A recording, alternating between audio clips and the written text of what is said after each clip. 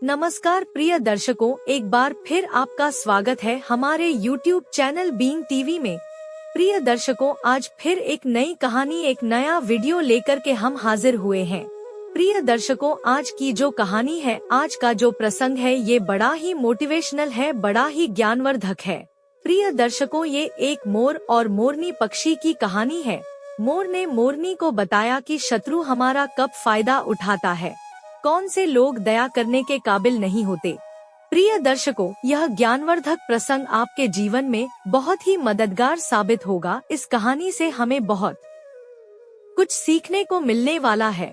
प्रिय दर्शकों, इससे पहले अगर आप हमारे चैनल पर पहली बार आए हैं तो चैनल को सब्सक्राइब करें, बेल आइकन ऑन करें, अच्छे कमेंट किया करें ताकि हर आने वाले वीडियो का नोटिफिकेशन सबसे पहले आपको मिले और प्रिय दर्शकों, आप उसका फायदा उठा सकें।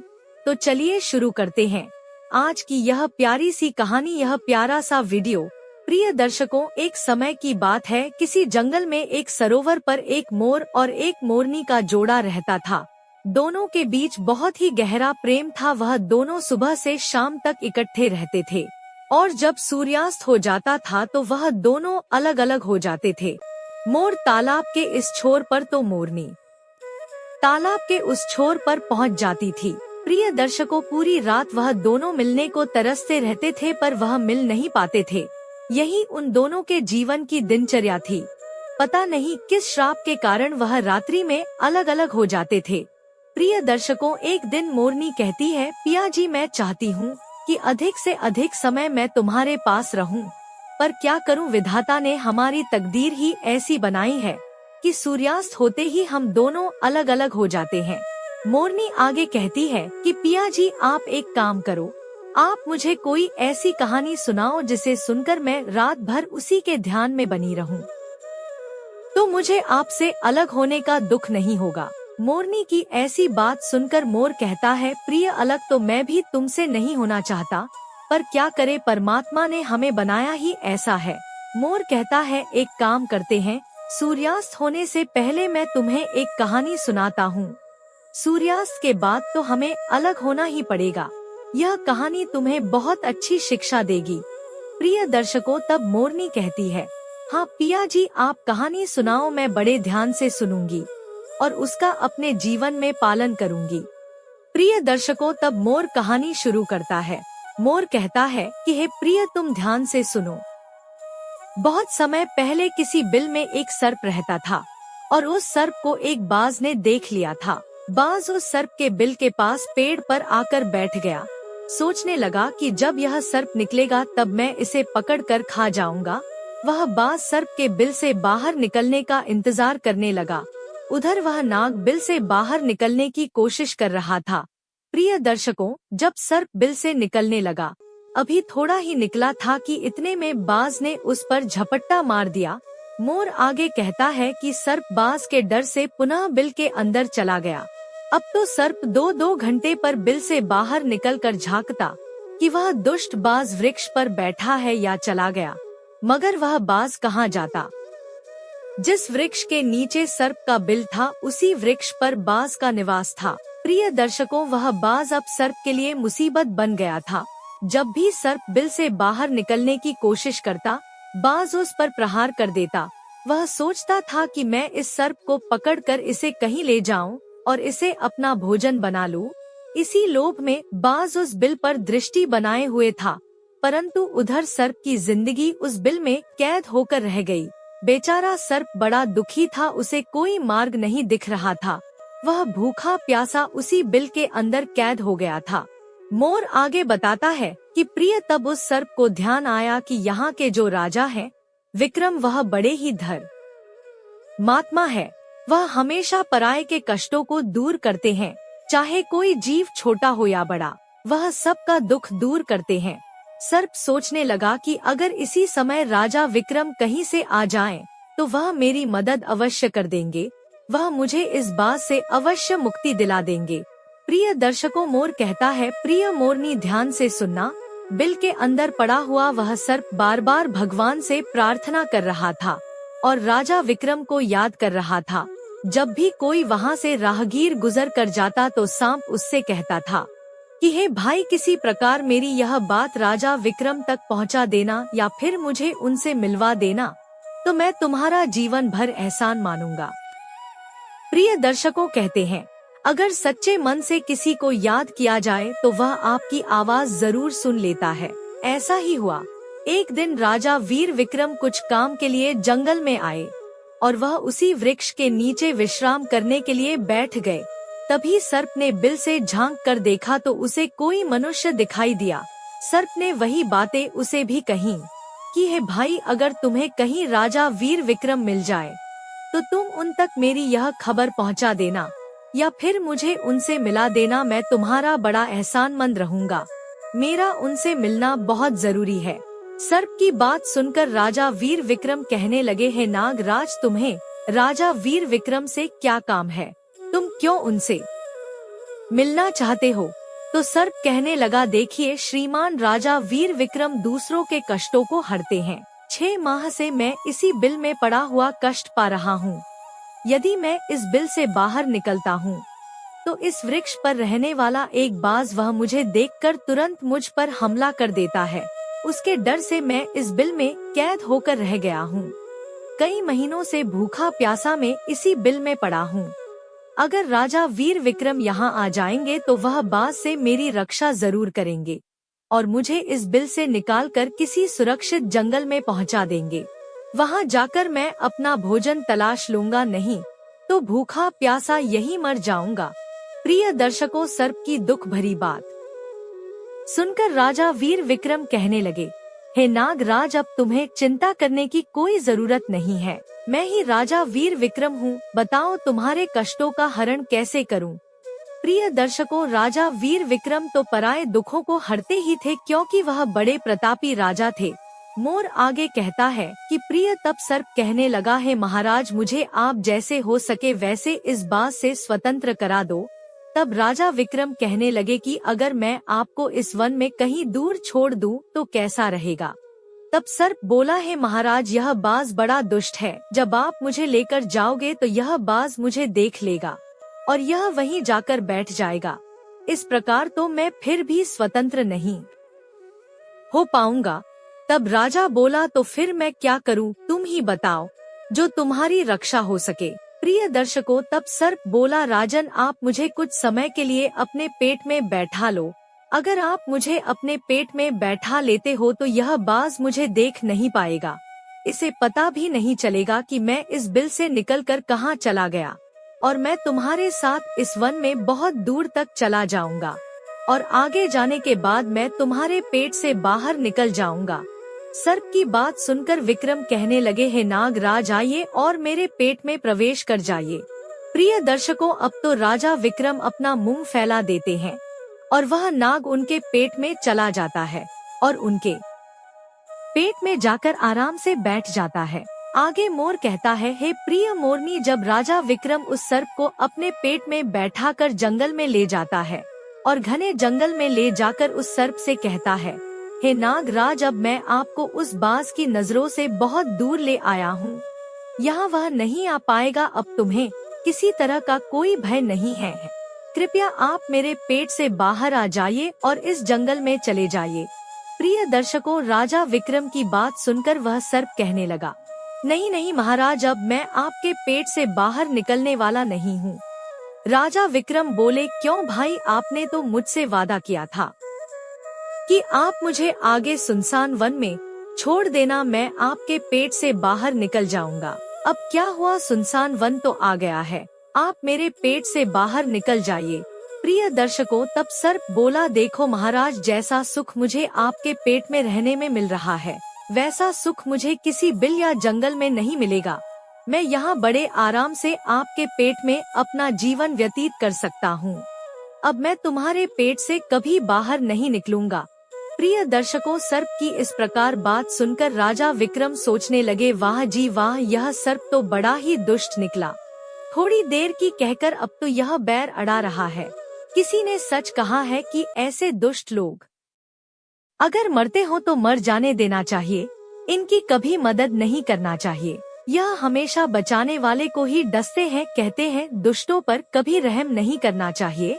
जिन लोगों ने दुष्टों पर रहम किया है उनका निश्चित ही पतन हो गया है। प्रिय दर्शकों, मोर कहता है कि हे प्रिय मनुष्य को चाहिए कि वह इन 4 लोगों की कभी भूलकर भी मदद ना करे। यह कभी एहसान नहीं मानते, उल्टा मदद करने वाले को ही खाते हैं। मोर कहता है ध्यान से सुनो, मनुष्य को कभी इन 4 लोगों की मदद नहीं करनी चाहिए। नंबर 1, पूर्व का जो बैरी हो उसकी। नंबर 2, स्वभाव से जो शत्रु हो उसकी। नंबर 3, जो स्वभाव से अत्यंत लालची और आलसी हो उसकी। नंबर 4, चुगली करने वाले की और जो अधर्म से धन कमाता हो उसकी कभी भूलकर भी मदद ना करे। प्रिय दर्शकों, वह सर्प राजा विक्रम के पेट से नहीं निकला। अब तो राजा विक्रम बहुत परेशान हुए। धीरे धीरे कई दिन बीत गए मगर सर्प राजा विक्रम के पेट से नहीं निकला। उस सर्प के विष के प्रभाव से राजा विक्रम के शरीर से कोढ़ फूट गया। उसके पूरे बदन में जगह जगह खून रिसने लगा। अपने शरीर की ऐसी हालत को देखकर राजा विक्रम ने सोचा कि अगर मैं इस हालत में राजधानी जाता हूँ तो मैं कैसे क्या कर पाऊंगा। लोग मुझे देखकर मुझसे घृणा करेंगे। इससे तो अच्छा है कि मैं इसी जंगल में रहकर इस सर्प को अपने अंदर से निकालने का कोई इलाज करूं। मुझे इसको निकालने का कोई ना कोई इलाज तो करना ही पड़ेगा, वरना यह एक दिन मुझे मार डालेगा। इस दुर्गंध युक्त शरीर को लेकर मैं कहाँ जाऊंगा। यही सोच करके महाराज विक्रम एक वृक्ष के नीचे झोपड़ी बना लेते हैं और उस झोपड़ी में राजा विक्रम सो जाते हैं। उनके शरीर से बदबू आने लगी क्योंकि सांप का जहर था और सर्प कुंडली मार कर राजा विक्रम के पेट में बैठा हुआ था। प्रिय दर्शकों, राजा विक्रम कोड़ी की हालत में उस वन में पड़े हुए थे। आगे मोर कहता है कि हे प्रिय, इधर उन्हीं दिनों की बात है। एक प्रसिद्ध नगरी थी श्रावस्ती, जहाँ का एक प्रसिद्ध राजा था मोहन। मोहन बड़ा ही क्रूर और अहंकारी राजा था। मोहन राजा की 3 पुत्रियां थी। वह अपनी तीनों पुत्रियों से बहुत प्रेम करता था, मगर एक दिन उसने अपने सन की स्वभाव के कारण अपनी तीनों बेटियों को अपने पास बुलाया और उनसे पूछने लगा, हे पुत्रियों, मुझे यह बताओ तुम तीनों किसके भाग्य का खाती हो। प्रिय दर्शकों, राजा का यह बेहुदा प्रसंग सुनकर तीनों बेटियां बड़ी हैरान रह गई कि आखिर वह अपने पिता को क्या जवाब दे। राजा ने फिर से पूछा, बेटियों, आपने कोई उत्तर नहीं दिया। मैं यह जानना चाहता हूँ कि आप किसके भाग्य का खाती हो। तुम्हें जो ये सुख सुविधा मिल रही है उनको देने वाला कौन है। तब राजा की जो 2 बड़ी बेटियां थी उन्होंने राजा के डर से कह दिया कि पिताजी, हम तो आपके ही भाग्य का खाते हैं। प्रिय दर्शकों, अपनी दोनों बेटियों का जवाब सुनकर राजा बहुत प्रसन्न होता है, किंतु उसकी छोटी बेटी चित्ररेखा ने राजा के मन को भेद दिया। उसने कहा, पिताजी, हर कोई अपने भाग्य का खाता है। भगवान सबको अपना अपना भाग्य देकर भेजता है। इसी प्रकार मैं भी अपने भाग्य का ही खाती हूँ, मैं किसी के भाग्य का नहीं खाती। प्रिय दर्शकों, उस पुत्री की बात उस राजा को बहुत बुरी लगी। राजा ने उसी समय नाई और ब्राह्मण को बुलाया और उनसे कहा, हे नाई और ब्राह्मण, मेरी इन दोनों बड़ी पुत्रियों के लिए आप किसी अच्छे राजघरानों में वर देख कर आओ, और जो मेरी छोटी पुत्री चित्ररेखा है उसके लिए तुम किसी दीनहीन कलंकी व्यक्ति को देख कर आना। प्रिय दर्शकों, राजा के आदेश अनुसार नाई और पंडित चल देते हैं। उन्होंने राजा की जो 2 पुत्रियां थी उनके विवाह तो राज्य घराने में कर दिए, परंतु तीसरी पुत्री के लिए वह किसी गरीब या किसी लूले लंगड़े जिसके हाथ पैर नहीं हो उसकी तलाश में थे। तो घूमते घूमते वह इस वन में से निकल के जा रहे थे, जिस वन में राजा विक्रम कौड़ी बनकर पड़ा था। विक्रम अपनी झोपड़ी में कोड़ी के भेष में पड़े हुए थे। उनके शरीर से रक्त बह रहा था। जंगल के बीच एक अत्यंत दीनहीन रोगी बीमार व्यक्ति को देखकर नाई और पंडित सोचने लगे, भाई, इससे अच्छा व्यक्ति हमें कहाँ मिल सकता है। राजा ने भी हमें ऐसे ही वर की तलाश करने के लिए भेजा है। प्रिय दर्शकों, सोच विचार करने के बाद नाई पंडित ने उस कोड़ी राजा विक्रम के साथ राजा मोहन की बेटी का रिश्ता तय कर दिया। इधर राजा ने बहुत जल्दी में पुत्री चित्ररेखा को उस वन में ले जाकर के उस राजा विक्रम के साथ उसका विवाह संपन्न करा दिया। और उसे वहीं पर छोड़कर चला आया। प्रिय दर्शकों, वह भी नहीं जानता था कि यह कोड़ी किसी देश का राजा है। मोर आगे कहता है कि हे प्रिय, वह लड़की भी कोड़ी विक्रम को अपना पति मानकर उसकी सेवा करने लगी। वह कभी उससे घृणा नहीं करती थी, और जो राजा मोहन की 2 पुत्रियां थी वह तो अच्छे राजाओं के घर में पहुंचकर आराम की जिंदगी जी रही थी। लेकिन चित्ररेखा अपने उस बीमार पति के साथ दुखी जीवन काट रही थी। प्रिय दर्शकों, मोर आगे कहने लगा है प्रिय, अब ध्यान से सुनना। जो अपने नियम सिद्धांतों पर रहता है और जो धर्म का पालन करता है, ईश्वर उसे कभी दुखी नहीं रहने देते। शुरू में जरूर उसे कठिन दुखों का सामना करना पड़ता है, पर बाद में परमात्मा उसकी बहुत मदद करता है। प्रिय दर्शकों, जब उस झोपड़ी में रहते रहते चित्ररेखा को राजा विक्रम के साथ बहुत दिन बीत गए, तो उस झोपड़ी के पास में एक बड़ा सा पीपल का वृक्ष था और उस वृक्ष के नीचे एक दूसरे सर्प का बिल था। एक दिन की बात है, राजा वीर विक्रम सो रहे थे और उनकी पत्नी चित्ररेखा उनकी सेवा कर रही थी। उनके ऊपर पंखा चला रही थी, उनके ऊपर हवा कर रही थी। प्रिय दर्शकों, उसी समय उस बिल में से एक भयंकर काला सर्प बाहर निकलता है और उसी समय विक्रम के पेट में रहने वाला सर्प भी बाहर निकलता है।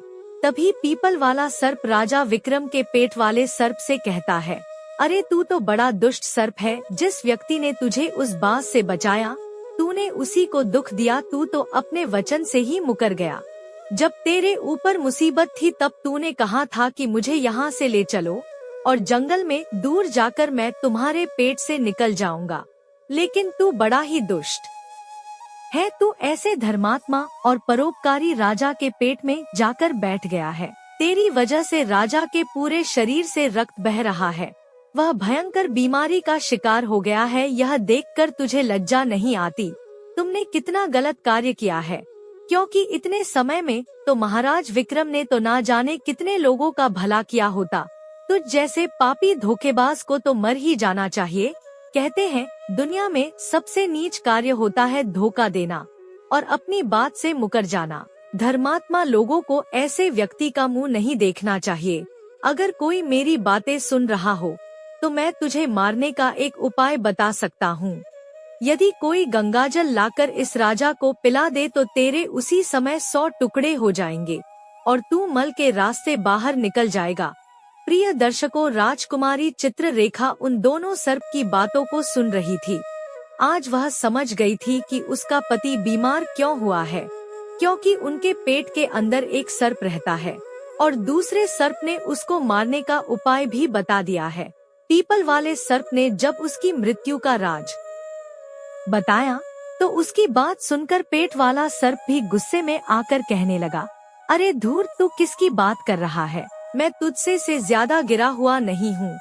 तू तो अपने बिल के अंदर करोड़ों की माया दबाए हुए बैठा है, एक बहुत बड़े खजाने पर कुंडली मारे बैठा है। यदि तू इस माया को छोड़ दे तो लाखों लोगों का भला हो जाएगा, लेकिन मुझे पता है कि तू उसे नहीं छोड़ेगा, इसलिए मैं भी तेरी मृत्यु का राज बताता हूँ।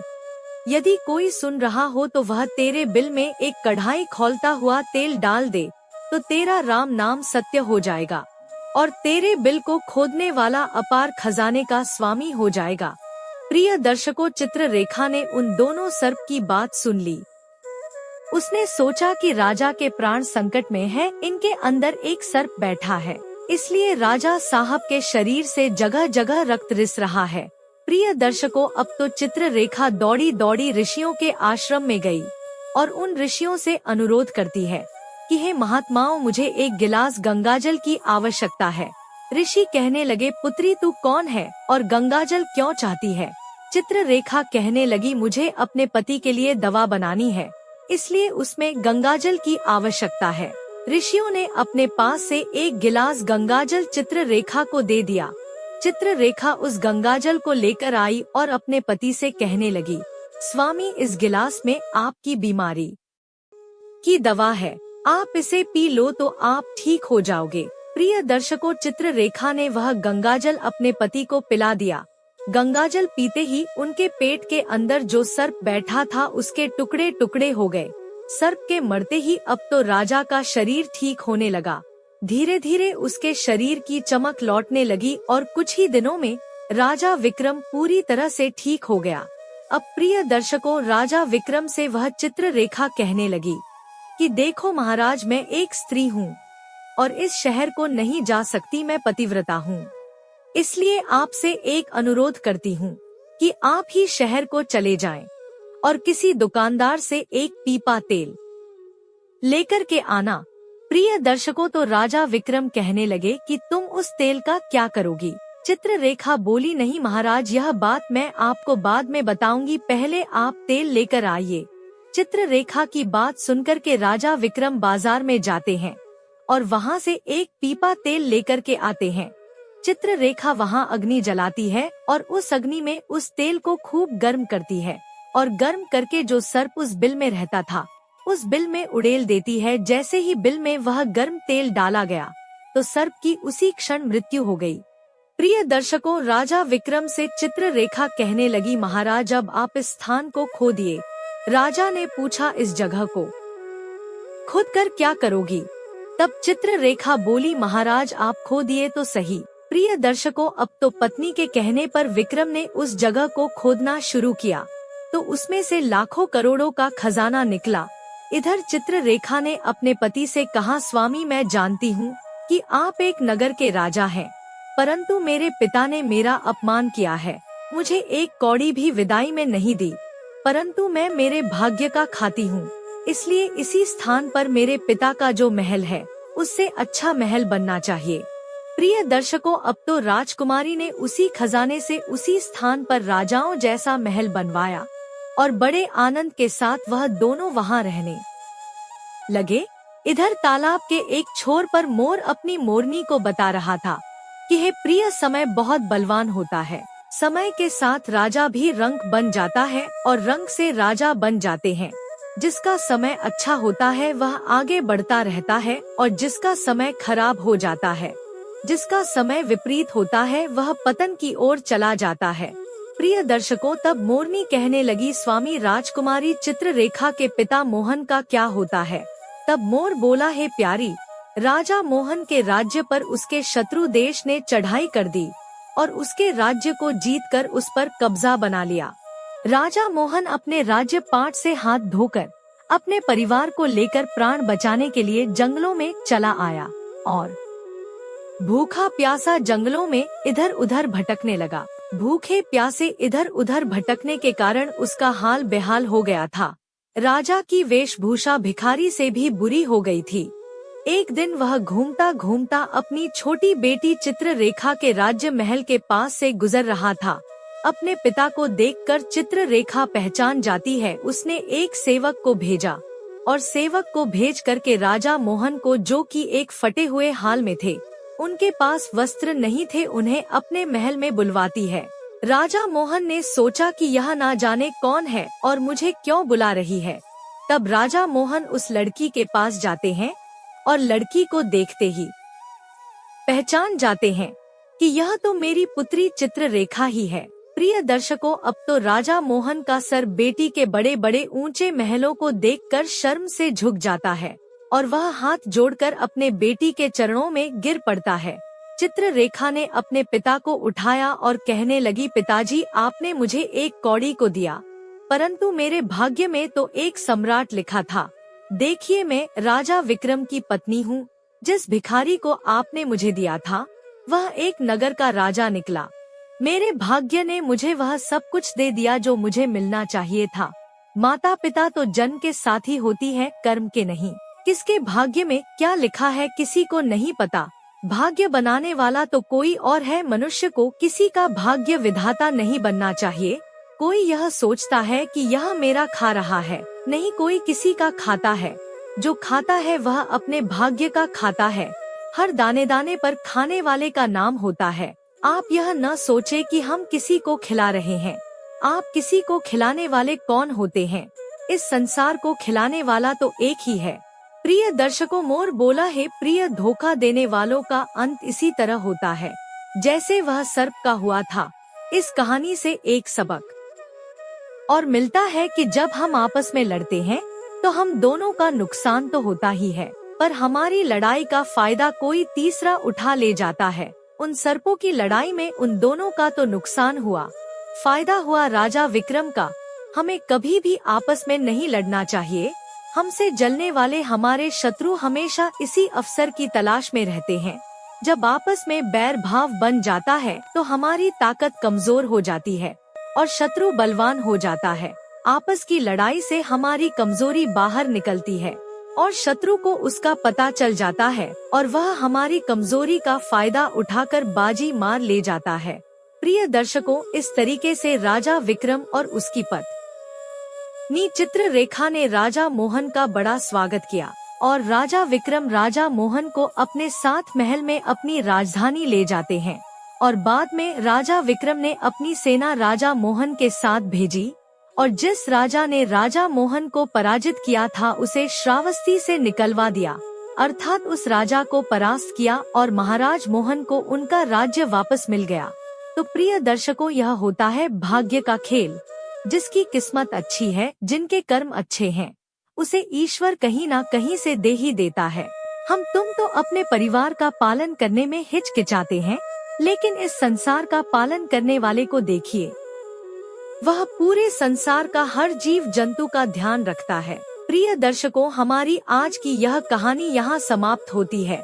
हम उम्मीद करते हैं कि आपको हमारी आज की यह कहानी, आज का यह वीडियो पसंद आया होगा और आप इससे ढेर सारी प्रेरणाएं लेंगे। मिलते हैं अगली ज्ञान चर्चा के साथ अगले वीडियो में। तब तक के लिए नमस्कार, धन्यवाद।